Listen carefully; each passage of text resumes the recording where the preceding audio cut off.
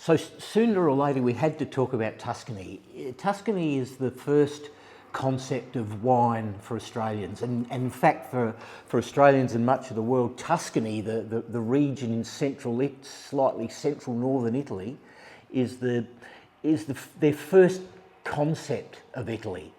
So in a tourist sense, in a cultural sense, you know, Florence, it's a dinner party joke here, for example, that we're not having 2 weeks in Italy, we're having 2 weeks in Tuscany, with a slight accent. So it's sort of the most ingrained concept, but it happens to have come along with, in a wine history sense, for us, the first Italian wines that we were conscious of. So you put it all together, and the fact that the variety that Tuscan Reds are based on, Sangiovese, is so important and sits very close in everybody's opinion about importance. We need to explore the wines of Tuscany. So the premier variety of Tuscany is Sangiovese, and it's known for making one of the great red wines of Italy, if not the world. Not if not the world, of the world.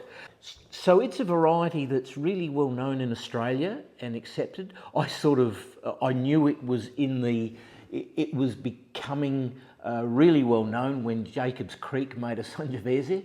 But the people who are probably the pioneers of it, certainly in South Australia, are Coriol. They've had this in for well over 30 years and have been doing a string of really good world recognised wines from it. The variety, the Sangiovese, does have a number of characteristics about it that translate across wherever it's grown, but its homeland is the Chianti, it is Tuscany, and a number of really good, really famous zones, if you like, or appellations within Tuscany. Chianti is the best known of those. Chianti is a couple of concepts. It's 3 concepts really. It's a large zone that takes up well over half of Tuscany, just called Chianti. It's got a DOCG, which is which suggests that everything is fabulous. That's not the case. It can make great wine and ordinary wine, but within that overall DOCG of Chianti are a series of other more specialised zones. Certainly the most famous of those is Chianti Classico, the sort of drop-shaped zone running down from just below Florence down to nearly to Siena, and probably 80% of the most famous and high-quality wines of Sangiovese come from within that zone.